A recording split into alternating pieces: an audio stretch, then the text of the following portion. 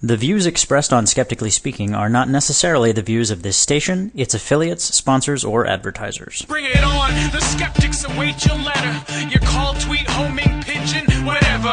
Desiree Schell gonna raise a little hell, metaphorically that is. 'Cause we're skeptically speaking. Hello and welcome to the Chilling Effects of Climate Change Denialism panel. I'm Desiree Schell, and I'm the host of Canadian radio show Skeptically Speaking, and I'm the moderator for this panel, and this is part of the fantastic Skepchickcon track of CONvergence. I'll just have our brilliant and insightful panelists introduce themselves. Hi, I'm Maggie Koerth-Baker. I am the science editor at boingboing.net. I am also a science journalist for magazines and for the internet. I'm the author of Before the Lights Go Out, which is a book about the electric infrastructure in the United States, where it came from, how it works today, and how it's going to have to change if we're going to make any progress on dealing with our climate problem. There are also jokes. So I'm John Abraham, and I'm the most boring member up here because I'm not a writer. I'm a scientist. I work in energy and environment, climate science, and I'm a professor at the University of St. Thomas, which is here in St. Paul. John's also one of the founders of the Climate Science Rapid Response Team, which is a really critical service to everybody in the country for dealing with climate denial. My name's Shawn Otto. I'm one of the co-founders of sciencedebate.org, which is a national initiative to get candidates for president to debate the big science policy issues that the nation is facing. I'm also the author of Fool Me Twice, Fighting the Assault on Science in America, about science denialism, the history of the relationship between science and democracy, and why suddenly it's become politically acceptable to deny science. My name is Greg Laden, and I'm a biological anthropologist, and my relationship to climate change is in part that I have actually done research as a paleoanthropologist in the relationship between climate change and human history, and I was on the lake research faculty here at the University of Minnesota, where people go and core in mud puddles and small lakes and that kind of thing. And my other relationship is as a member of the Climate Science Rapid Response Team and as a science blogger at scienceblogs.com. I'm very much involved in the denialism issue and also the process of interpreting climate science and other science for people to use in classrooms and to just know how this stuff works without having to read scientific journals or even worse, newspapers and magazines. John, why are climate scientists so convinced that global warming is real? The idea that humans can warm the planet's not a new idea. We've known it since the 1850s. And over the past 160 years, our knowledge has gotten stronger and stronger. We know humans can cause the climate to change for four reasons. First, we can look through past history, through looking at ice cores or sediments, corals, and so forth. And we've seen that greenhouse gases and temperatures track right on top of each other. We also know, because of lab experiments, we can measure the ability of carbon dioxide and other gases to absorb heat. We also can look at the instrumental record, which is the temperatures of the planet since about 1880, and they have gone up significantly. And then the fourth reason is because we have models, computer models or virtual reality simulations that incorporate our understanding of the Earth's physics and climate, all the subtopics of climate science, and they show clearly that we expect warming to happen as we continue to emit. So there are really four reasons why we're very convinced. Now, it turns out the general public is becoming more convinced as well. I mean, we've seen incredible temperatures this entire year. We saw a $5.2 billion drought in Texas last year. There was the incredible heat wave in Russia in 2010, where for a period of time the weather reports were smoky because of the fires. And, of course, there was the heat wave in France in 2003 and the terrible heat wave in Chicago, I think it was 1995. So we're starting to see the impacts. And you can now look out your window and see climate change happening. So for those reasons, we're pretty convinced. Would you say that from this point on we're going to continue to see those extreme weather conditions, those extreme storms? As we warm the planet, we're going to see Some areas get hotter and drier, some get warmer and wetter. In Minnesota, we expect to see warmer weather, heavier precipitation when it occurs, and more extreme swings from hot and dry to hot and wet. Now, do we expect to see what we're seeing now? No. Actually, we expect it to get worse. This is going to be the usual, and the heat waves in the future will be far worse than they are now. Maybe if we could help people out, what is the strongest argument that you've seen against climate change, and how do you respond to it? First of all, there aren't any strong ones. Okay, so I'm going to take a weak one and I'm going to pretend it's strong. The strongest arguments that we've seen are that there are natural oscillations, in particular in the oceans, and they are causing the climate change. Almost every real practicing scientist realizes that that's a pretty weak argument. And in the scientific community, about 97% of climate scientists agree humans are causing the majority of climate change. 3% either think we don't know and we have to wait and see, or there are other natural causes. The problem with the oscillation concept is that, first, there isn't an oscillation that's been identified that tracks with temperature. And secondly, even if there was one, those people still admit that you would have warming with emissions. So they have to somehow cancel out the impact of greenhouse gases, and then they add their own source of climate change, which they haven't identified yet. So they have really two leaps of logic. Are there any other major myths and misconceptions that you want to clear up about climate change before we move on? Sure. One major myth is that solar cycles are causing climate change, and that has been completely discredited. One myth is that scientists are debating this issue. Absolutely not. 2 studies have clearly shown 97% of climate scientists agree. Now, Greg, isn't it true that in periods of the Earth's history it already was warmer? Yes, it was much, much, much warmer when the Earth was first formed, and it was a fiery ball. And then, again, later when it was cooling down and a bunch of meteors hit it again and it made it hot again. There's a general phenomenon called the Cenozoic cooling, which is basically the last 65 million years we've experienced a general cooling. A planet's going to cool down for a number of reasons over time. And so if we go back in enough time, we find a lot of things are different. The amount of oxygen on the Earth is different. The density of the air is probably different. The temperature is different. Mm-hmm. It's the Jurassic Park phenomenon. If you got a bunch of dinosaurs and brought them into the future, like in Jurassic Park, they would be living in a world that was so different that they would not be able to survive. So looking at far back in time, it doesn't matter whether the Earth was warmer or cooler, and it's been both warmer and cooler in the past. The more relevant time period would be the last few thousand years, and there's a reasonably good argument has been made that it's been warmer within the last few thousand years, the medieval warm period or whatever. But as we look at the data more closely, we're not really seeing that hold up. The global temperature was not higher than it is now. There have been periods of time when a given local area might show warmer records for a period of time, but not globally. The thing that scares me and worries me and interests me the most is the Eemian period, the last interglacial. So we went through a glacial period that ended 10, 12,000 years ago. Those of you who live in Minnesota know the evidence of the glacial period because we are surrounded by the geological evidence of what the glacier left behind here. The glacial period lasted tens of thousands of years, and it ended, the previous interglacial sort of ended about 14,000 years ago. And that previous interglacial, which is like it is now, is a period of time of several thousand years long that's like the present.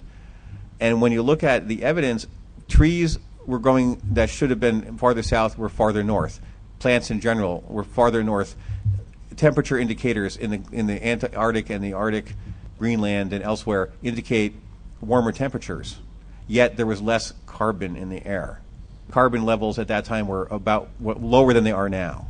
They're pre-global warming, pre-anthropogenic global warming carbon levels, which conflicts with the reality that carbon tracks temperature. Okay, but there's an explanation for this, and that is that the Earth is a big round thing, and the equator points at the sun, and the sun heats up the equatorial regions, and then the heat goes from the equatorial regions out towards the poles, using a series of circulations of air and water. And there's more than one way this could be configured. And it can be configured in such a way that we have very mild winters in Minnesota like we had last year. That was because of a configuration of the air circulation. And so basically what was happening during that Eemian period was for long periods of time, the temperature was more evenly distributed over the Earth. So that means that higher latitudes were warmer than they are now, relatively. But the entire planet was not warmer. It was cooler. And this is scary because the high latitudes were warmer. There was far less ice trapped in glaciers in the Antarctic and in Greenland, probably. And sea levels were significantly higher, 6, 8, 12 feet higher than they are now, with less carbon in the air. And that bothers me because if you change the climate by heating up the Earth, then it could shift into a different modality, which we have seen evidence of, where air and water circulation changes. And the idea is over the next century, we're going to have about a meter increase is our estimate. That's crap. It's so variable. It could be anything. We're not going to have no increase in sea level. It could be a half a meter, it could be a meter, it could be 2 meters, it could be 3 meters. We really just don't know how high sea level is going to go and when it's going to happen. And this will be really interesting to watch it happen. I mean, imagine that large portions of the glaciers turning into slush and then dumping into the ocean all at once, something like that. There could be very rapid change in sea level rise. And we just have no model for how fast glaciers melt or how slow they melt and how sea level changes from meltwater going in. So the evidence for warmer times in the past is actually not evidence for warmer times in the relevant past. It's evidence for the Earth being configured slightly different. And there's no reason I can think of that the Earth can't be reconfigured that way now. The continents are in the same positions they were then. Mm-hmm. The oceans are in the same position they were then. It's kind of a wobbly top, like we could just wobble this way or we could wobble that way, and their circulation systems could shift in such a way that global warming, not only do we get warmer, but we get a lot warmer in the higher latitudes. So although there is no conflict, or barely any conflict within the scientific community about climate change, there is indeed conflict within the political community and the government. And this is not the only area where there is denialism. Could you just talk about what science denialism is, Shawn? Well, it's the same thing as what some people call anti-science when it gets into the political realm. For instance, Chairman Mao was considered anti-science. Stalin was considered anti-science because they ignored the evidence of science in basing public policy and instead based it on fairly rigid ideology. So when that charge started to be thrown around early in the Republican primary cycle this time, John Huntsman responded to it by saying, we can't become known as the anti-science party. The problem that has cropped up is that there's a split that happened in U.S. science politics, really around the growth of environmental regulatory science and the growth of the biological sciences. This is in the 1970s when we became able to control the life cycle, which offended fundamentalists and religious conservatives for a variety of reasons because it was interfering with God's plan. We also became aware of the environmental effects of the chemical revolution and of other industrial science that we had rushed into mass commercialization before we were aware that it could have biocomplex effects or health effects. And so a lot of negative effects started boomeranging back at us. DDT, kids in the 50s would play in the fog of DDT as they sprayed the neighborhoods. And then in 1962, Rachel Carson's book comes out, Silent Spring, and we realize it's a toxin. Then moving on, the Delcon shield and all kinds of things that might be causing cancer. There were a lot of negatives suddenly to science. But a lot of those negatives were focused at industry. Industry, especially the older industries, the petrochemical industries that were based on the science of the late 1800s and early 1900s, found themselves really aligned with religious conservatives. And this science issue and this split over the growth of environmental regulatory science and the biological sciences has really defined the modern American political party structures between Democrats and Republicans. And it's all circling around science, and science that is sometimes inconvenient. These people have large vested interests in denying the science that contradicts their business model or the ideological structure that secures their foundation if they're conservative faith.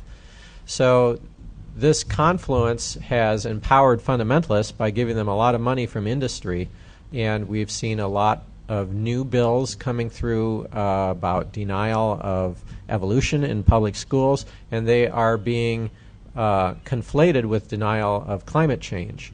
And these two groups have begun to work together and use many of the same tools, saying we should debate the controversy and we shouldn't be scared of critical thinking, as if they were the same thing.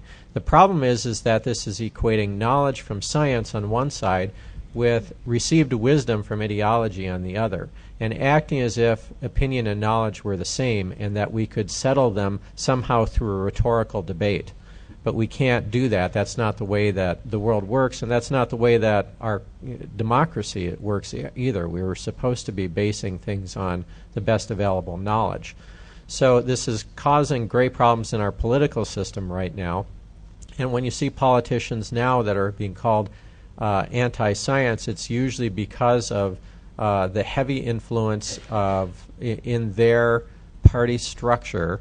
Sometimes it's Democrats, sometimes it's Republicans, of these issues. I should say, to be fair, Democrats can be also anti-science. Generally, that is about undue suspicion against big pharma or undue suspicion against agriculture. Some of it is well-founded, but some of it is not. There's ideas that your cell phone could cause brain cancer. Absolutely no science to support that. Or there's ideas that vaccines might cause autism. No science to support that either.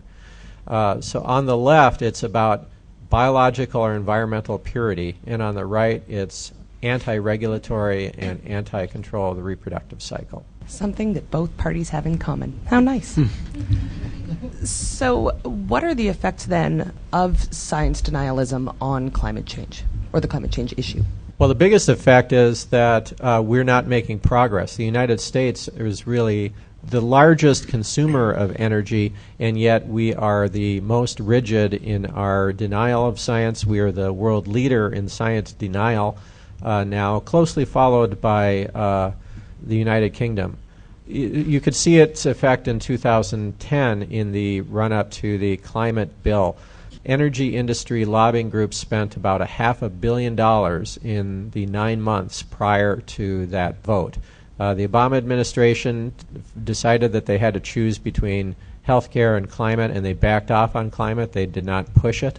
And after the election, there was no hope of doing that because 94 out of the 100 new Tea Party / Republican members of Congress have either stated that they think that climate change is a worldwide socialist hoax, that scientists are in it for the money. I saw what John drove today, and it was a really... I told the wonderful lady who drove my car to a parking spot, just ignore the rattling sounds. I don't know many climate scientists who have their midlife crisis red Ferrari. Yeah. I've actually seen what Greg drives too, and it's not very impressive, frankly.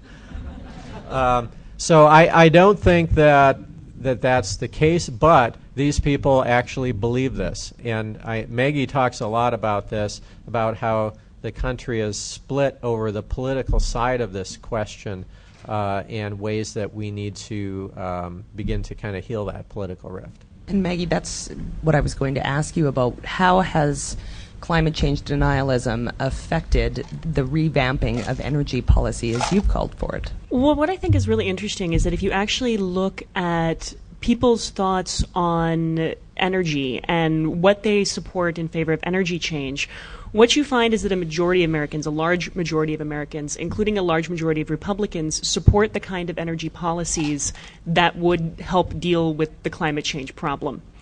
There has been poll after poll showing this, and it doesn't go down. During the time that belief in climate change was going down, this was not going down. This was actually going up.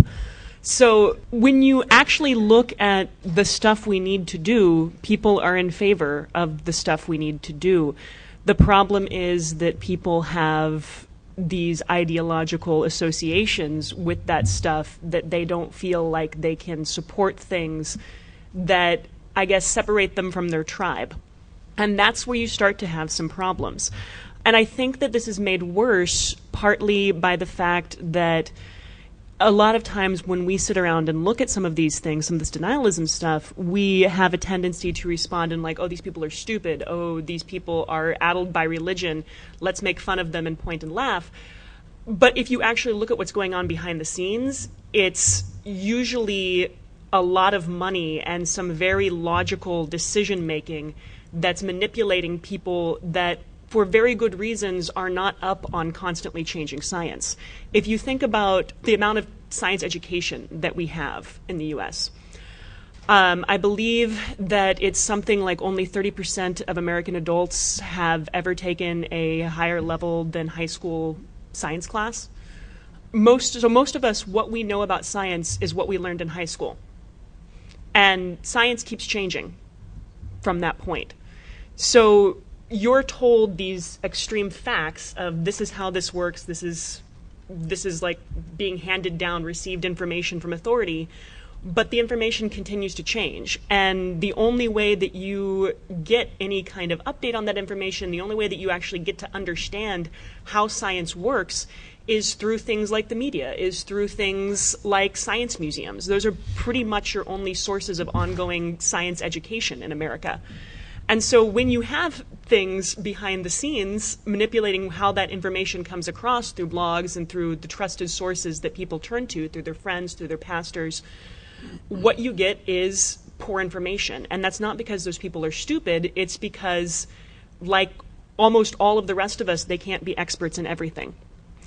I think that a really good example of this is yesterday we were talking about the North Carolina sea level rise, where North Carolina state legislature tried to ban the idea that sea level rise was happening, and we're going to call it recurrent flooding, and we're going to only use data from historical sea level rise in that region rather than what's actually projected because of climate changes that don't apply to the past levels. If you actually look at what was going on with that, that wasn't a crazy, stupid religion thing. That was people that owned the rights to develop coastal hotels who knew that if you're using the projections that are scientifically based, their insurance rates are going to become completely and utterly impossible. That was a calculated economic political move, not stupid religious people. And I think that that's something that we really need to keep in mind, because we talk a lot about how the mainstream media gets science wrong and how there is very legitimately this problem with newspapers trying to show both sides of the issue even when one side that they're showing is clearly false. But I think that there's also a problem when you look at the blogosphere with people preaching to the choir or people using a tone of conveying information that's not going to reach anybody except people who already completely 100% agree with them, and in fact is going to turn off the people that don't 100% already agree with them because you're insulting them. And one of the things that Desiree had asked me about was how you tell the difference between denialism and legitimate criticism. One of the ways that I tell that through is the tone of the writing. And if the tone of the writing that's attached to legitimate science has that attacking, mocking, writing off tone that gets attached to denialism, I'm going to lump that in with the denialism if I don't know the science well enough. There are two studies that show that the more highly educated a Republican is, the more likely they are to deny that climate change is happening.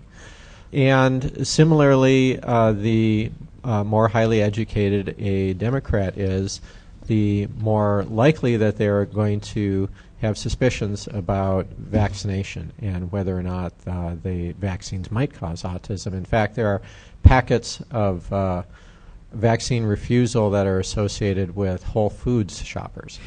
We really can't conclude, she's right, we really can't conclude that it has anything to do with people being stupid or being uneducated. In fact, just the opposite, that people become more skeptical and feel more entitled to question authority when they are educated. The problem is which authority are they questioning and which authority are they aligning with? Ultimately, any science can become politicized. The theory of relativity became politicized in the 1920s in Weimar, Germany.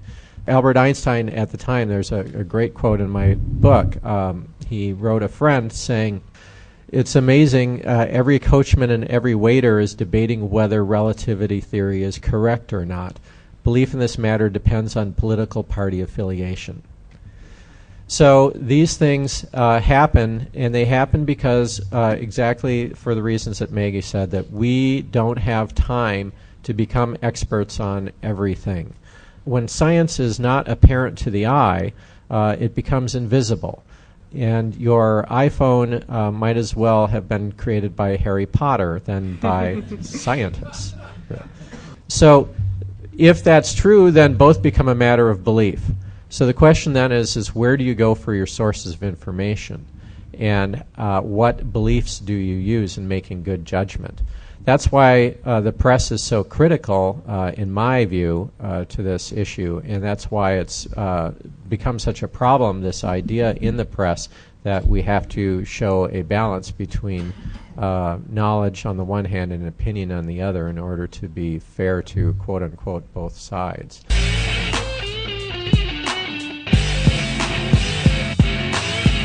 On the next episode of Skeptically Speaking, we're looking at a possible future where integrated technology makes exchanging digital information as natural as using the senses we're born with. We'll spend the hour with technology writer Michael Koerth to talk about his book Worldwide Mind, the coming integration of humanity, machines, and the Internet. That's next week on Skeptically Speaking, on your local radio station, or online at skepticallyspeaking.com.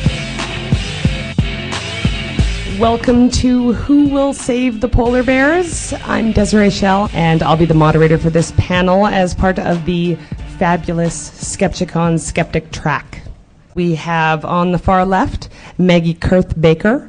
She's the author of Before the Lights Go Out and is the science editor for Boing Boing. And next to her we have Shawn Otto. He's the founder of Science Debate 08 and 2012 and the author of Fool Me Twice, Fighting the Assault on Science in America. Finally, we have Greg Laden, a science communicator formerly of the Lake Research Center faculty who has studied paleoclimate. So maybe we'll start with Greg. If you could start by telling us about the effects of climate change, both the more and less obvious ones. We'll focus specifically on the effects of increasing atmospheric carbon dioxide by releasing carbon dioxide from fossil fuels where it's been stored for anywhere from hundreds to millions of years of time, and we're releasing that into the air. And the CO2 in the air causes the atmosphere of the planet and then indirectly the oceans of the planet to be warmer. So the effects are it's warmer. You may have noticed that we might be experiencing this year one of the warmest years on record. We're not sure. The year's only halfway through. It could get really cold the rest of the year. The effects are changes in weather patterns. We don't fully understand all this, but the distribution of heat, as the heat moves from the equator towards the poles, it follows certain patterns. So it might be a relatively warm in the southern parts of the United States, but cool in the northern parts of the United States. We had a very warm winter last year. Europe had a very cold winter. These patterns are probably affected by changes in what the atmosphere can hold in terms of heat. There's probably an increase in energy results in an increase in storm activity. It might involve in some areas an increase in aridity, in other areas an increase in moisture. It probably means in many areas more rain that comes in big batches, meaning you get droughts interrupted by floods. Another effect that people have to remember is that with the CO2 in the atmosphere, that also increases the amount of CO2 in the ocean, and that results in a shift in pH in the ocean. So the ocean becomes more acidic, and it's possible that the ocean could become too acidic in certain areas that a lot of organisms that we sort of expect to live there won't do well because they have shells that are and body parts that are made out of things that dissolve in the more acidic water. Changes in ocean chemistry are probably the reason for the end Permian extinction, which is since multicellular life evolved on Earth, was probably the biggest. There were two of them in a row, and they were probably the biggest extinctions that happened. Now, I'm not saying that we're going to do that, but I'm just saying that ocean chemistry is important, and we just don't want to forget ocean chemistry. And finally, sea level rise. As the poles become warmer and other regions become warmer, ice that is currently in glaciers normally melts, and the sea level goes up from that, and the ocean simply Just like if the liquid in the thermometer goes up, when the temperature goes up, the liquid in the ocean goes up too, but it's the ocean. And so because the ocean becomes warmer and filled with more water, it rises. And that's actually where some of my paleo research has been on, is sea level change. And that could be a very important factor in the short term, or it might not be a big factor for a few decades and then become a big factor later on. Now, those are still, if not obvious, at least some of the things that we do hear about. But there are other effects that are more tangible, such as the effect on agriculture. There's a whole bunch of other possible effects. For example, the kinds of pathogens that live on affect plants. Wild plants, like just trees that live in, not agricultural products. If you go to some parts of the United States now, there's an awful lot of dead trees. And the reason the trees are dead is because certain parasites have killed them. And those parasites are parasites that are living there because of the warmer climate. And then, of course, we get warmth leads to more evaporation. We're currently experiencing record low levels of moisture in trees. This could result in some forest fires. And you may have noticed that we're having the worst forest fire year on a record in the American Rockies right now. Agriculture and all kinds of just anything that involves plants and animals develops in place with the assumption of certain basic background things. Imagine if the sun just became half as dark, or half as much light coming from it, or if the relative humidity in the desert just tripled. The plants in the desert are adapted to low humidity, and plants that are not adapted to low humidity would become weeds and take over. If you change the basic parameters of a habitat, you're going to change everything, and you're going to have local extinctions and local invasions and so on. And that includes pathogens that affect agriculture and so on. One of the things I guess I should say is people think about climate change as the future, something that will happen if we don't do something. But there has been desertification and changes in weather patterns that have affected agriculture going on since the 1970s. Climate change is caused by carbon release that has been going on since the 1820s. Climate denialists often say, "Oh, it was really warm in 1899." It's like, well, excuse me, but 1899 was after 90 years of releasing CO2. It's a long-term process. It's been going on a long time, and a lot of the things that we've seen in agricultural failures and famines and desertification, some of that could be linked to climate change, and we're seeing that just in a more accelerated form now. And I think the future could be worse than the present and the past, but it isn't as though climate change and its effects are something in the future. It's something actually currently occurring and that have been occurring for many decades. I do want to just touch on one thing, because when I heard it, I was terrified. And since we're talking about doom right now, one of the things that might change is, or has changed already to a certain extent, is disease patterns. I guess to make a very general statement about this, okay, most epidemic diseases that we experience as humans are the effects of changes that humans have made in the environment. And climate change has increased diseases in certain regions and caused shifts in the patterns of diseases that are just beginning to be recognized now. And it's not my area, I don't know a lot about it, but it is an area of concern. And it's interesting because we have become a little bit complacent about disease in some ways, because, in the 1940s, the thing that killed people who were otherwise healthy, other than violence, was infections, and they invented antibiotics and solved that problem. And now we realize, well, actually, that was only bacteria and it wasn't viruses and so on. And I think that as we change an environment and the context for diseases changes for them to thrive, these are not effects that we can just fix with technology by just coming up with another vaccination. Maggie, in Before the Lights Go Out, you talked about how our use of energy has affected climate change and how climate change has affected energy. So maybe can you just give us some background on that? I think the right place to start with this is, what do you think we use most of our energy in the U.S. for? What do you think is our biggest use of energy? It's buildings. And particularly it is the big kind of public buildings, our schools, our hotels, our businesses, our office buildings. Those kind of things use an immense amount of energy, primarily for heating and cooling. And we use more energy for buildings right now in the U.S. than we do for transportation. And part of what I think is really interesting about that is the fact that we're using all of that energy to sort of perfect an indoor climate in a way that is affecting our outdoor climate in a way that forces us to then keep perfecting our indoor climate. And it becomes this sort of cyclical loop. Here in Minnesota, I've had my air conditioner turned on more than I ever have in the 7 years that I've lived here this summer.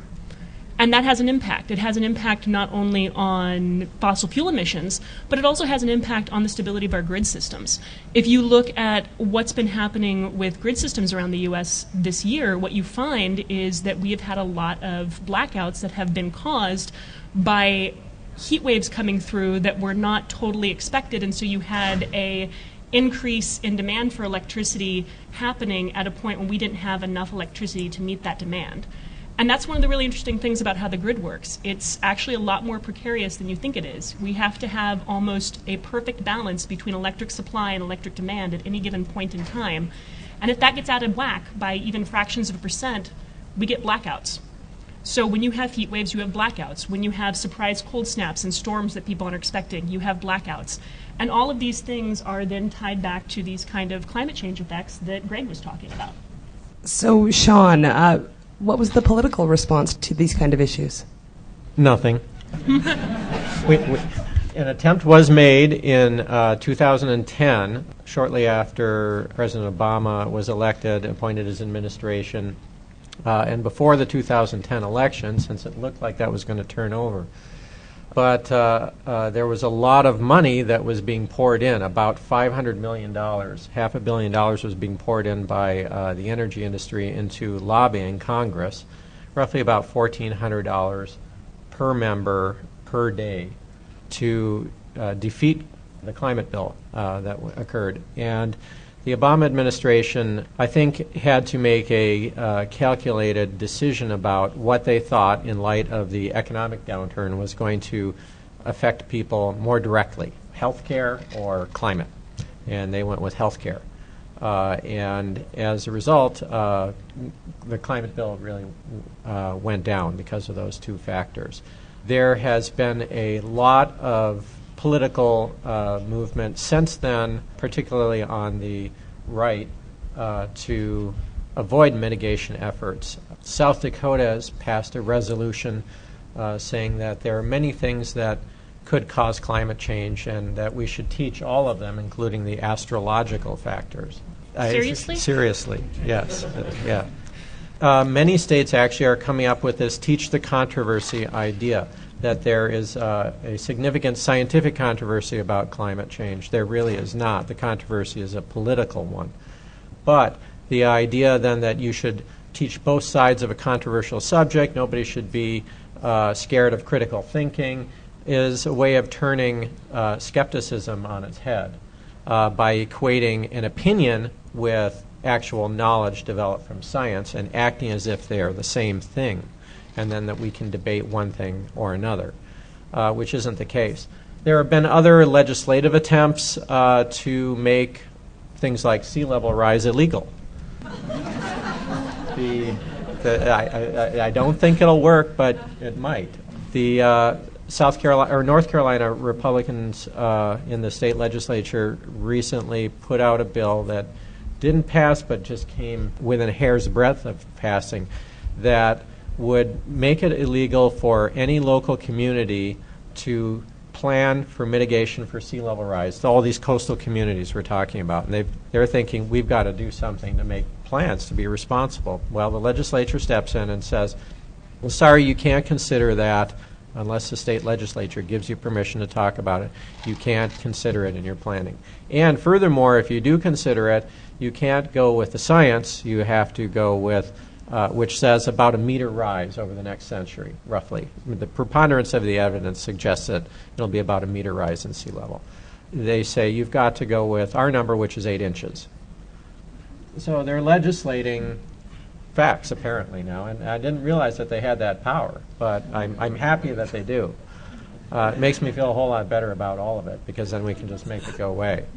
Virginia recently followed suit, saying that we can't talk about sea level rise. We've got to refer to it as recurrent flooding, because sea level rise is a liberal code word.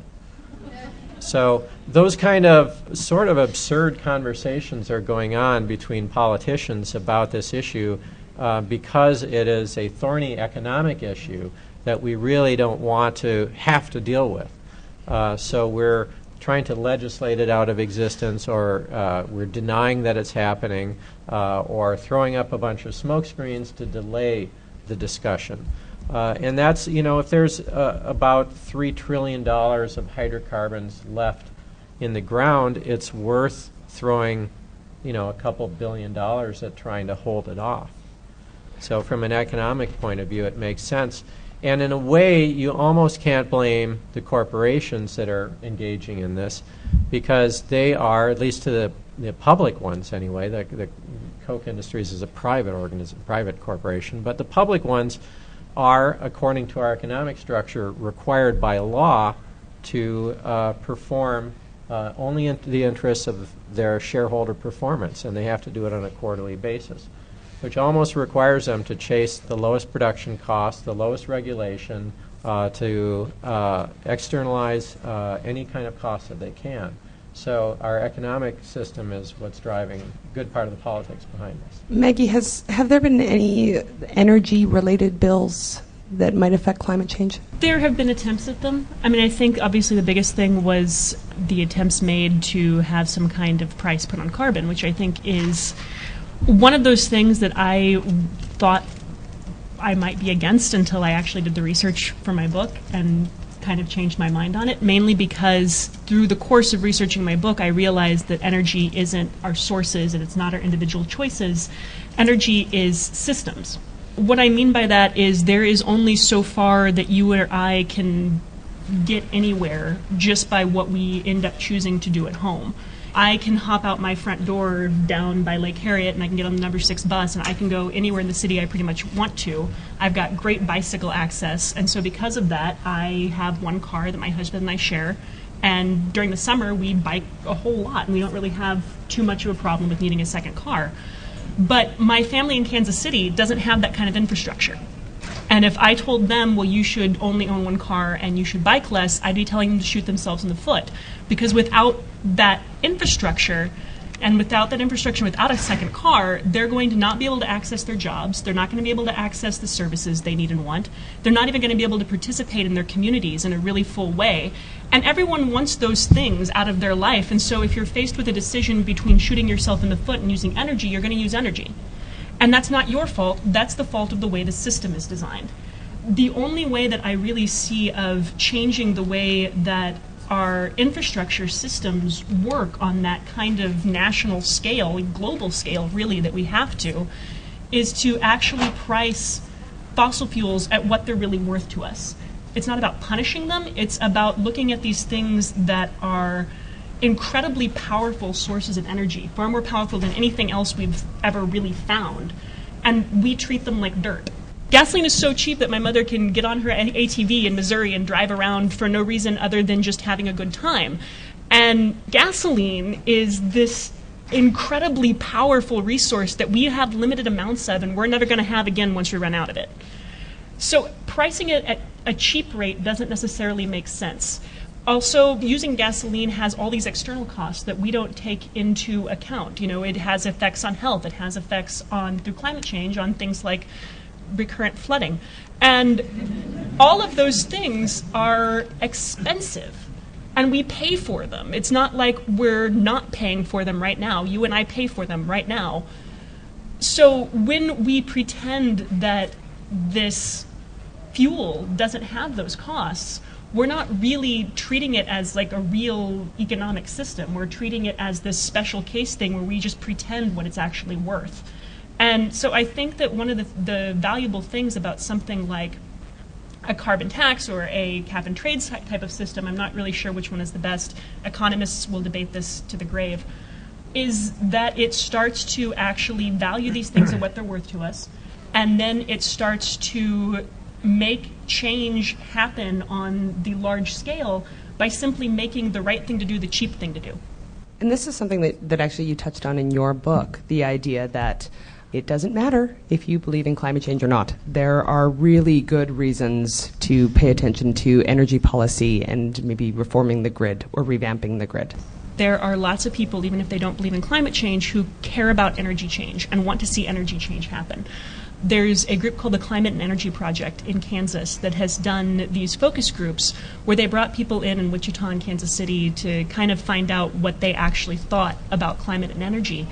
And they kept over and over having the same situation where you'd have this guy who thought that climate change was a socialist plot, but when you asked him about energy, he had bought a Prius, changed out all his light bulbs to CFLs, and he was really excited about wind power. And that was not a disconnect to him because he cared about those things legitimately and genuinely. He just cared about them for different reasons than I do. I don't think we should stop talking about climate change. I don't think we should stop trying to show people that this evidence exists and that this is actually happening, and start trying to create spaces where people can feel comfortable acknowledging that this is happening without feeling like they have to abandon everything else they believe in. But I think we also have to start trying to use these openings that are available to us and try to find these places where we can connect with people and say, you know, you think this is important for this reason, I think it's important for this reason, but let's go ahead and do it because we agree that it's important, so who the hell cares why? And so would you say then that the main source of criticism about climate change is ideological?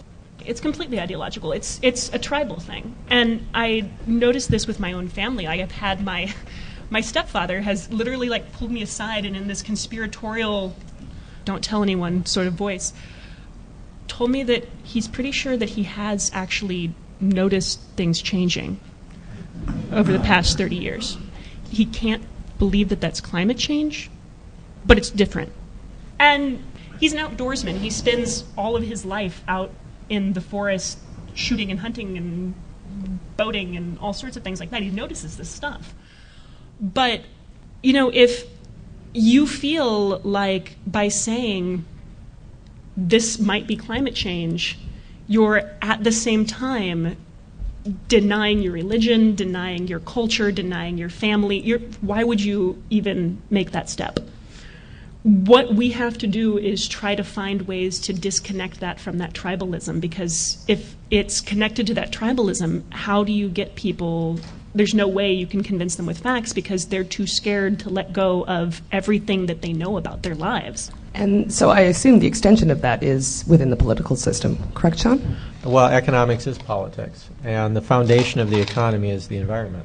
You know, I often talk about the effects of the movie An Inconvenient Truth, because besides being a science writer, I'm also a screenwriter. And I think that the producers of the movie, made a strategic error there. They made Al Gore the focus of that movie. He was the star of the movie. The movie was about Al Gore and about his struggle to convince everyone of climate change. And that associated climate change so closely with a prominent Democratic political figure that it became very, very difficult for conservatives to admit that there might be some validity to it politically. Intellectually, it's a different topic, and intellectually you can have your quiet doubts, as Maggie's dad does. And I've had a lot of people actually come up to me and kind of on the down low, you know, say similar things. But it's amazing how difficult it is, because it is very much betrayal of your group. And so I agree that we need to depoliticize it and depoliticize, a lot of these science issues that have become political because of their economic impact. So since we're starting to touch on the topic of solutions, what do you got? I actually worked with a candidate for Congress in the 3rd District. I'd never worked on a campaign before as an employee, and this year I was an employee on the staff of a campaign. And it brought me in rooms with current and former legislators regularly. So I was sitting there talking to the Speaker of the House, at the state level or the Senate or whatever. And it was very interesting to me because energy was a big part of the discussion. And there was my candidate's focus was green energy. She had been involved in green energy from early on in her career as an engineer. But in that conversation, I realized how often people were talking to each other, having conversations, the conversations you may experience more often, where people are talking about energy. The thing is, people are having conversations about energy, about what works and what doesn't work, and they're all speaking out of their nether regions most of the time. And I'm talking about politicians, I'm talking about advisors to politicians, I'm talking about regular people, and it's not their fault. What you need to do is read these two people's books seriously. Like, how many of you knew that buildings were the #1 energy consumer? Everybody thought it was your SUVs. Well, the SUVs are probably important too. But there's just stuff that people who are engaged in this conversation don't know. And this reminds me of the education debate. I'm very much involved in the creation and evolution debate. So I end up in rooms with people talking about education and what to do there. And the same things, people will raise their hand and say the same things again and again and again and again and again. And they're all just stuff people say. And none of it ever has anything to do with any of the science of education or how it should be done or how things should be operated. I think we need to be more informed and more knowledgeable as citizens to have these conversations and to insist that our leaders have that knowledge and recognize it. Several years ago, I was teaching a course in evolution at the University of Minnesota. In my typical course, I do a whole bunch of stuff on how the Earth's climate system works. So at some moment, I have these 500 undergraduates in the room who at this moment in time, the ones that are paying attention, understand Hadley cells. They understand Milankovitch cycles. They understand ocean circulation systems. And just enough that I can then explain how ice ages turn on and off and also what's happening now with climate change, at least what we know about it.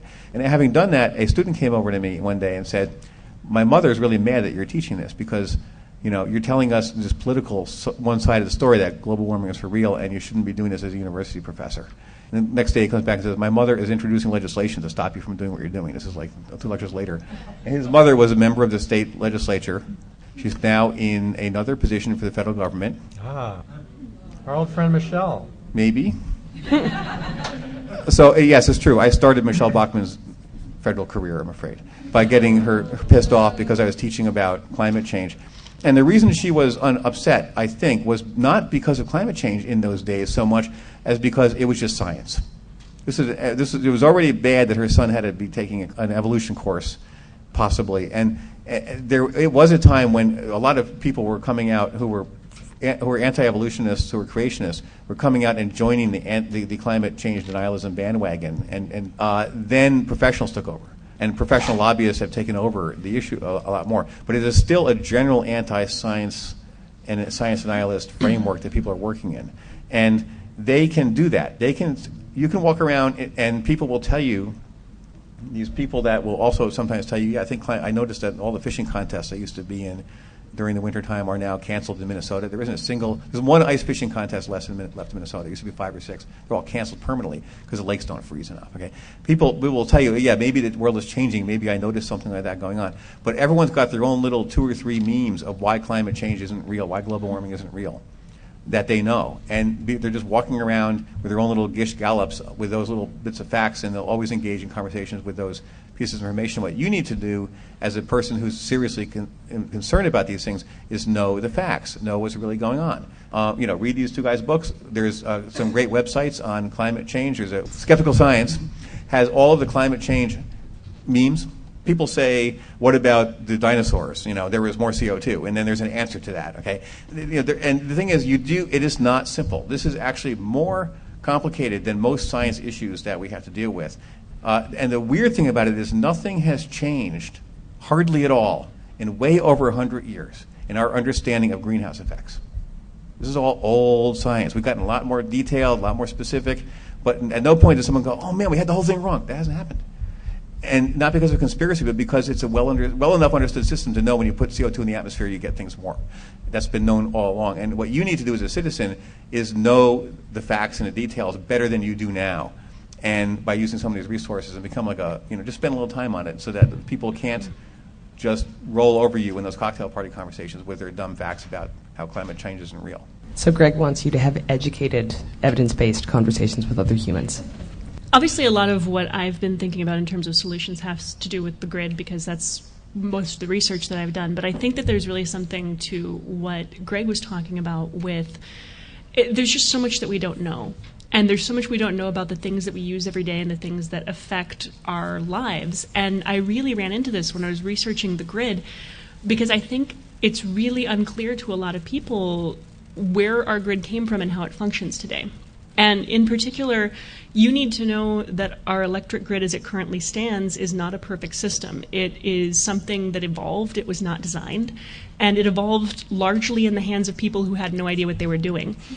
Some of you probably know that in 1882, Thomas Edison opened the first centralized electric grid in the entire world in New York City.